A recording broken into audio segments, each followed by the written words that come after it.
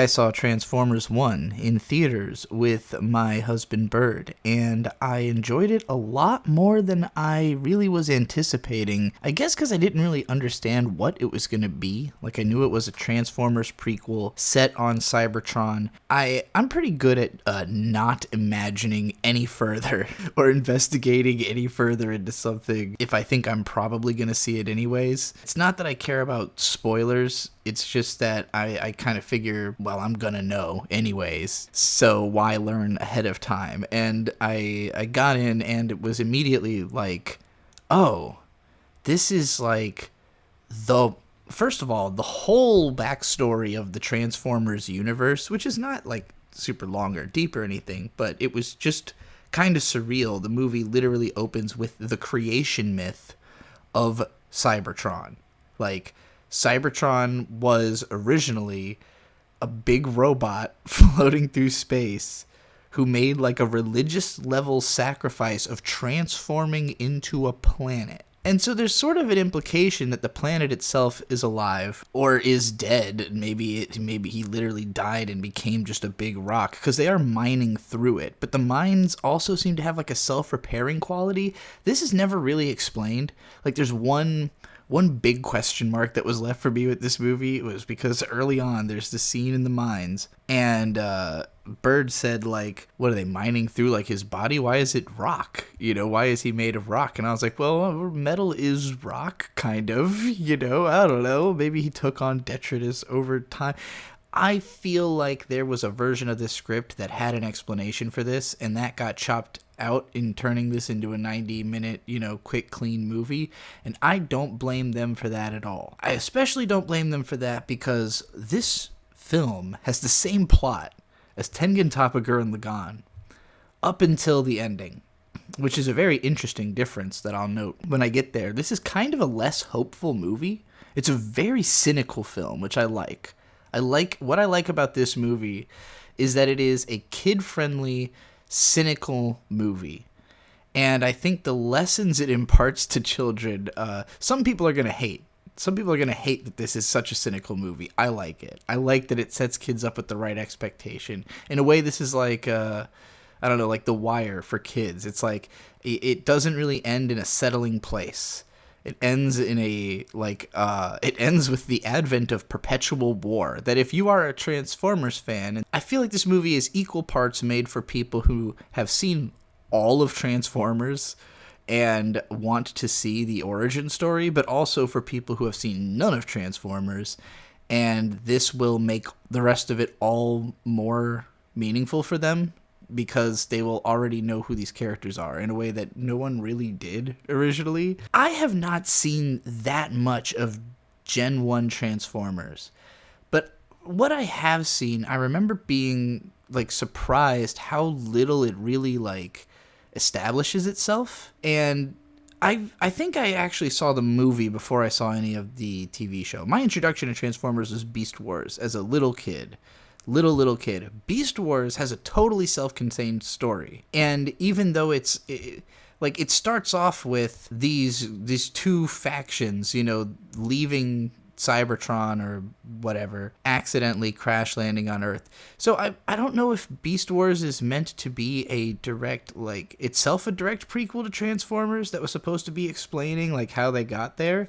This, if anything, is a prequel even to Beast. Like, this would make sense as a prequel to Beast Wars if it was in fact the case that was also a prequel to Transformers. I also don't know how many different origin stories have been done, because there's also like the anime trilogy. I don't know if it's supposed to be the same chronology. I don't know. It's one of those complicated, disconnected universes that's been handled by a ton of different writers, a ton of different directors, with a ton of different intentions in what they were trying to do with it.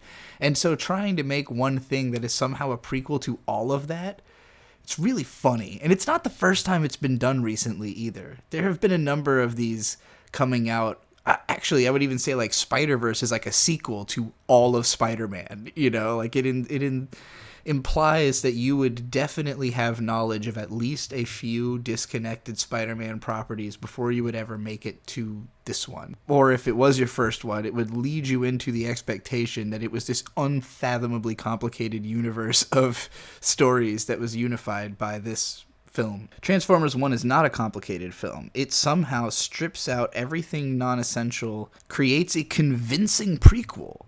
I was convinced this is the story of how Optimus and Megatron came to their roles, and that was what stunned me the most about the movie as somebody who did, again, grow up with Transformers. And, like, I feel like Beast Wars has aged fairly decently. I haven't tried to sit down to watch it in a long time, but it's like a show that makes sense as a TV show. It's very of its era, especially in the visuals. Maybe Transformers hasn't aged that poorly either. Both of them, they're like they're more of a toy commercial than they are a sincere attempt to tell a great story. And now the 80s Transformers movie is awesome. And it's awesome because it's so weirdly trying to tell a great story, but it does it in such a bizarre, dreamlike way. I'll have to do a different podcast about that movie. I'll have to rewatch it and talk about it sometime, because that was, again, I think my first exposure to original Transformers, and it's kind of like, it feels like it's the ending. It feels like a conclusion. Optimus Prime dies, like they defeat a planet-sized bad guy. And I remember when I found out that, like, the show kept going after that, I was like, wait, what? How? And, like, I guess Optimus Prime comes back to life, because obviously it was not a popular decision to, like, kill the most popular fucking robot. Like, they really thought they were going to put over Rodimus as, like, well, this is the new guy, and you're going to love him just as much as you loved Optimus. And it's like, that effect was not had. People did not start. That character never has been important again since that movie. Like, he basically fulfilled the same role that Bumblebee has had since, like, the Bayformers movie, and that he has in this, what is implied to be Bumblebee, although they don't give him that name in this movie. Which, again, it's so weird that this is like, it's a prequel to the Michael Bay movies, because it's got Bumblebee. It's a prequel to the old TV show. It sets up Starscream in a way that makes sense. It sets up Optimus and Megatron. It also sets up, though, the way that it works in Beast Wars. If this is what they were really doing, which I think they were, and this is unfucking believably clever in my opinion, is there's a drone character who I don't think has ever been in anything before. I don't know this character. If I'm wrong, correct me. It's like she's like the second in command to the main bad guy of this film, which is a Prime, Sentinel Prime. I think it was Sentinel Prime. I'm trying to remember. I can't remember which Prime it was. The bad guy of the movie. The second in command of the bad guy is a drone, Arachnid. Or Arachnid, something. I'm not sure if it was a pun or not, but she is like got like spidery legs, and she's got a whole bunch of eyes, and the turning into a drone thing like makes sense with the way that she moves around. It's just incredibly clever to even make the connection of like, oh, we could turn that spider character into a drone because she'll have the spindly legs like the wings of a drone. And then if these characters were to then become the Beast Wars characters, then she is obviously Black Arachnia. Like, she fulfills that same role, even though she doesn't have that much of a presence in the movie. And like, Black Arachnia is a very big character in Beast Wars. Like, just the implication that this would become her makes sense. It's implied that she's doing the kind of things Black Arachnia would be doing. It would have been nice to get more of her. She could have been a much more fleshed out character. Again, I think a lot was probably cut from this script to get it down to a comfortable 90-minute action, joyride for children that's not going to put them to sleep. Didn't put me to sleep. I never felt bored. I was very careful about choosing my moments to go to the bathroom because I had a few beers before going to see this movie. I should mention also, we saw this in 3D, and it's been a long time since I've seen a 3D movie, and I liked the way it looked in 3D. The 3D glasses, I feel like there's a lot of shots where it takes my eyes a second to adjust to like readjust to capture the 3D. It feels like my eyes have to do a lot of movement in order to make the 3D effect always feel like it's working, but it definitely adds, a sense of depth to all of the images that's just fun to look at. It's kind of like 3DS 3D, like box 3D. Like, the whole movie takes place with depth of field, you know. That was kind of fun, that it wasn't like trying to be like, whoa, 3D. It just kind of made the whole thing look a little better. I really like the character designs. I like the way they were able to emote with the faces without taking away from them feeling like robots, without it being the ridiculous Bayformers complex designs and all that. Like, I mentioned that this has the same plot as Gurren Lagann. That show, the design theory behind Gurren Lagann was like, what if there was a world where everything is robots? Like, if it's not a living person or desert, it's a robot, you know? So buildings are robots, cars are robots, everything has to be itself, and all the robots are faces also in that story. So in this one, it's even more literal because there's nothing that's not a robot. But like, the surface of the planet is basically a cyber desert, and nothing can live up there because there's this alien species that's holding the planet hostage, essentially. Funnily enough, I don't think that was resolved by the end of the movie. Did they take out those aliens? If they did, they wrapped that up so quickly. I literally didn't even realize it was happening, like that they won. If they won, I don't remember. It was so not the important part of the movie, which is I'll call it the Gurren Lagann conflict, because in Gurren Lagann, of course, that show starts off, everybody lives underground because the former leader of the human race, essentially. I shouldn't even say humans, because the Beastmen were created by him, I think. So yeah, humans were put underground because these aliens told them, if your population grows above 10,000, then we're going to eliminate you because you create this like anti-spiral energy somewhere it's a complicated reason for why, but the important part is that he has limited the human population and kept people underground. The heroes burst out of the underground. They learn that there is a surface world and that while it is dangerous, they can live there, and like ultimately, you know, they exceed the population limit after they've beaten the former leader of the Earth, and then they have to go fight the aliens in the whole second arc of the show. We didn't reach that second arc point in this film. The film basically ends if Rosyu, instead of joining the heroes after getting hit by Simone, had instead just gone off and like built an evil army, and then they went to war forever. That's what this would be instead. Like, if they just completely ignored the anti-spirals and the rest of or rather they had to flee Cybertron, because I guess that's what happens in Transformers and in Beast Wars. Cybertron is like, they can't live there, so that's why they're on Earth, right? I think. Again, I don't know how fleshed out the lore has ever been in any individual piece of Transformers media, because I've never completed like any of them. I've seen bits and pieces. You know, I've seen the first Bayformer movie, not the other ones. So there's even stuff that's referenced like Sentinel Prime. I'm like, was that a thing in the old show? I don't know. I have no idea. I don't even know how it was presented in Bayformers, but Bird told me at one point, oh, this guy's just like Sentinel Prime was in Revenge of the Fallen. I'm like, I didn't fucking see it. I know some people don't like that this film is very quippy. It made me laugh a lot.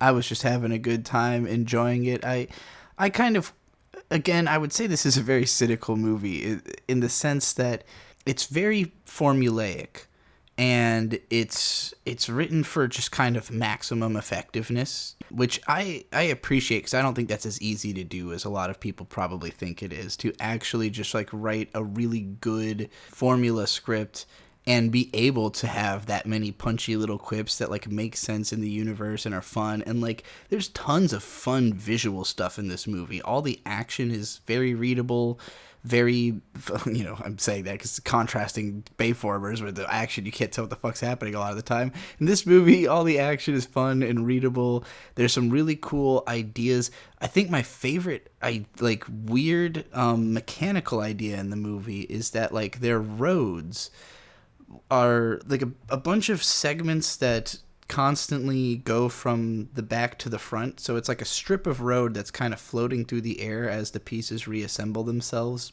back to front. Like if a train track was constantly just unfolding exactly under the train, you know, but nowhere else.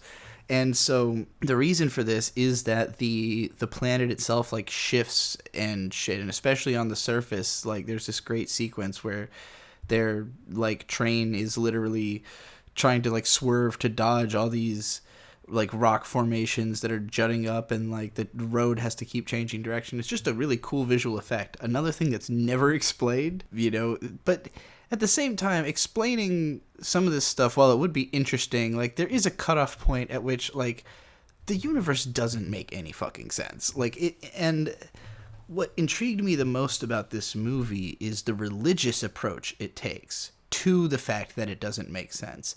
It like operates on deliberate dream logic and this like, I don't know, kind of like Avatar The Last Airbender idea of like the primes being this like spiritual ascension that like this like persona that's kind of passed down onto you, like you become the inheritor of being that guy, if you're Optimus. So yeah, it's a fascinating gimmick. I'm not going to try to like describe in too much detail exactly how they handled it, because again, the film is very straightforward. Like if you've read any kind of religious epic, in the same vein as a Gurren Lagann, which even that is less religious than this actually. Gurren Lagann is more like science rules kind of approach. This film is not like that. Optimus Prime is the chosen one because he exhibits the best leadership skills. And I think part of so here's what intrigues me about this movie in the cynical sense of like its political, I guess I'll call it, ideas, is basically that the message of this movie is the best we can do is just to have the best leader we've got. And luckily, the spirit of the primes is like this. I mean, it's basically like an alpha god gene. Like whoever is identified, whoever the planet itself or the all spark that is like the great unconsciousness of robots, I guess I'd call it. Like whoever everyone in like this universal gestalt of robot psychology understands to be their greatest leader in that time. Or leaders, because there was a bunch of primes. Like, in the backstory scenes of this film, there's, like, an array of primes who were all killed. So, which also raises the question, like, is he going to be able to elect more primes? Like, will there be more than one person? Megatron technically took a spark from a former prime. Does that make him? But he didn't get the leadership matrix. Maybe only one of them had the leadership matrix. Like there can be more than one prime, but not more than one leader prime. I'm not entirely sure. Again, a lot of things were not clarified. It operates heavily in emotions and vagary, this film, but it does a really good job of operating in emotions and vagary, which is really funny because it's a fucking robot movie. It's a movie about sentient robots on a robot planet. And I really think almost any other film like this would have gotten kind of lost in the weeds of trying to explain a lot more of the sci-fi. And this movie is like, sometimes there's things that it just kind of leaves hanging, and then later on it kind of implies what that was about. But it never like sits down and just explains it. It's like the aliens want the energon from the planet. One prime like sold out the rest of the species basically by convincing the aliens, hey, we can do a better job of mining this stuff for you. Like, we'll mine it for you, just let us live, basically, is the deal. And it doesn't seem like it would have been sustainable forever, like, because they are running out. Like, they have almost mined all the energon off their own planet and sold it all to these aliens. So, like, he's basically acting out of desperation, and it's not really tenable long term. So this war will be necessary if they ultimately want to survive. Like, if they want to escape their planet or rebuild their planet, they have to fight off these aliens. Can that be done peaceably? Obviously they can listen to reason because they talked to that one prime, even if they were only willing to listen to the reason of, oh, you're going to do whatever we say? Okay, So it'll be curious to see, how does Optimus handle that threat? We don't know. It doesn't really get... Again, the ending of the movie is more so dealing with him and Megatron and their big emotional bromance. I did not expect this to be a slash fic. I did not go into this movie expecting to watch a gay romance movie between Optimus and Megatron, but it works. They full sold it. Honestly, I thought the voice acting performances were really good too. I know some people were upset that Optimus isn't his usual voice, but that guy is very old and this is a prequel, so it would have been kind of strange. And I think Chris Hemsworth sounds shockingly like Optimus Prime. Like, it's obviously not the same voice, but he does a good job. Everybody did a good job in this movie. But the most compelling factor, again, is that it's about this friendship falling apart. And there's no resolution to that, because there can't be. It's a prequel to Transformers. These two have been fighting for 30 years. And we all know your worst ops are always your former friends. You know, somebody who you were on the same track with them, but then diametrically opposed worldviews led you against each other.